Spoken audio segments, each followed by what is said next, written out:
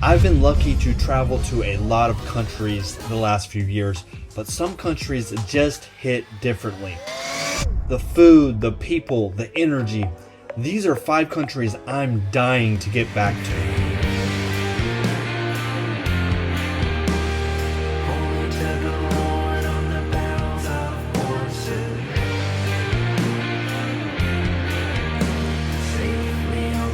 Number 5, Vietnam. I put Vietnam at number 5 because it would have been cheating to put them at number 1.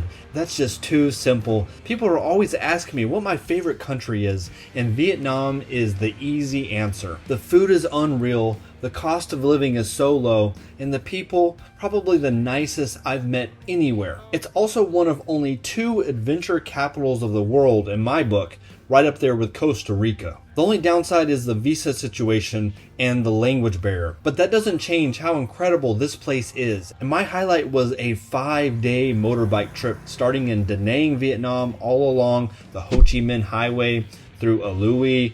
I got to hike Hamburger Hill, swimming in waterfalls, and then stopping in Hue to see the old citadel before finally riding back to Da Nang. An absolutely once in a lifetime experience that made me fall in love with Vietnam all over again. Has anybody else been to Vietnam? I'd love to hear about your experiences down in the comments. Number 4, Rwanda. So this place is really nice and clean. Rwanda comes in at number 4, and honestly, it completely flipped my expectations.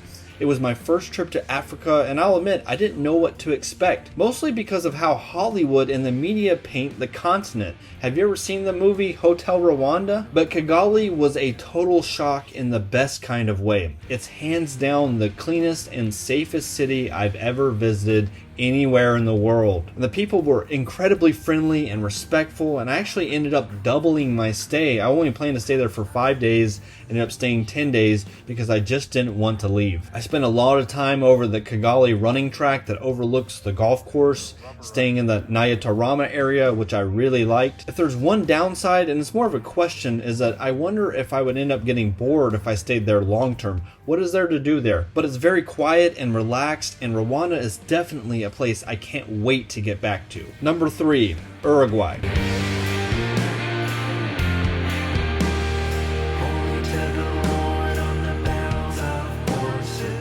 For me, Uruguay was the perfect reset after a month of big city life in Buenos Aires, Argentina. You can actually take a quick 1-hour ferry ride across the water to Colonia del Sacramento, which is a UNESCO World Heritage Site and city located in Uruguay, just across from Buenos Aires. I ended up staying in this converted shipping container that was an Airbnb, and it was exactly what I needed. It was quiet, peaceful, and safe. And I almost skipped Uruguay completely and went straight from Buenos Aires to Colombia, but I'm sure glad that I didn't. The food was incredible, and this town had a relaxed, historic vibe, and everyone told me that I'd get bored there after 2 days. Instead, I ended up connecting with the local tennis community and stayed there 1 full week and never even made it over to Montevideo, the capital. The only downside here was that it was a bit pricier than you might expect. Not quite US prices, but close to it. Still, the views along the coast were absolutely breathtaking, and since it's south of the equator, the seasons are actually flipped from the United States. So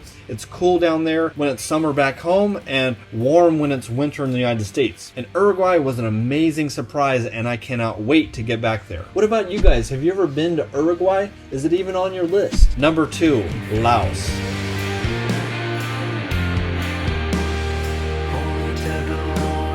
Man, I tell you what, Laos was a hidden gem. It's a landlocked country surrounded by Thailand, Cambodia, and Vietnam, but not many travelers actually ever make it there, and that's part of what makes it so special. I started my trip in Luang Prabang, and it turned out to be one of the most memorable city experiences I've ever had. And though Laos is a communist country, I never felt any tension or negativity. The people were incredibly kind and welcoming. From there, I made my way down to the capital, Vientiane, which sits right along the stunning Mekong River. The sunsets and sunrises there are unreal, and you can actually look across the river and see Thailand the small town of Nong Khai, which I visited the year before. Now, if you ever make it to Luang Prabang, I highly recommend taking one of those river tours. Ours took us deep into the mountains to explore a massive cave. It was beautiful, peaceful, and totally unforgettable. Laos is high on my list of places I can't wait to return to. And finally, number 1, Greece.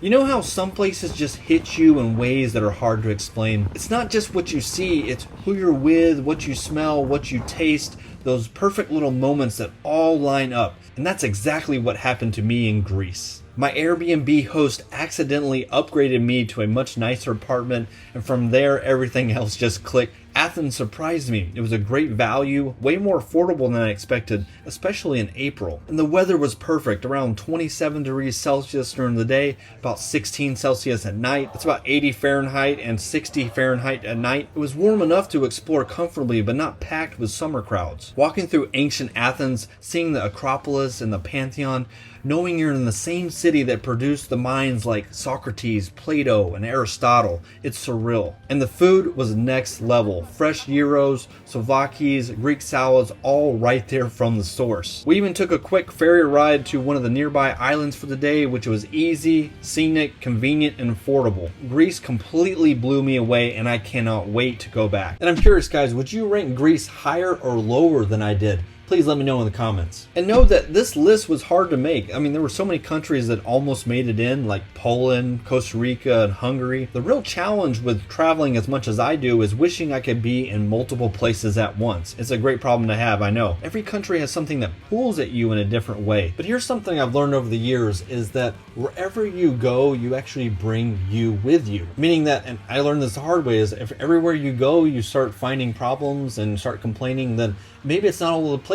Maybe it's me that's the problem, or maybe it's you that's the problem. But as you grow and develop, you'll realize that everywhere you go, you start bringing you with you, and you start loving everywhere you go. Because after all, the world is a mirror, and after you start working on yourself and you start liking the person that you see in the mirror a little bit more, you start liking the world better, and you start putting out more positive vibes, and then guess what? You receive more positive vibes back. Instead, if you're going around putting out more fear and negativity, then you end up getting more fear and negativity in return. Thank you guys so much for watching this video. Please hit that like button and subscribe to the channel, and I'll see you in the next video. Ciao.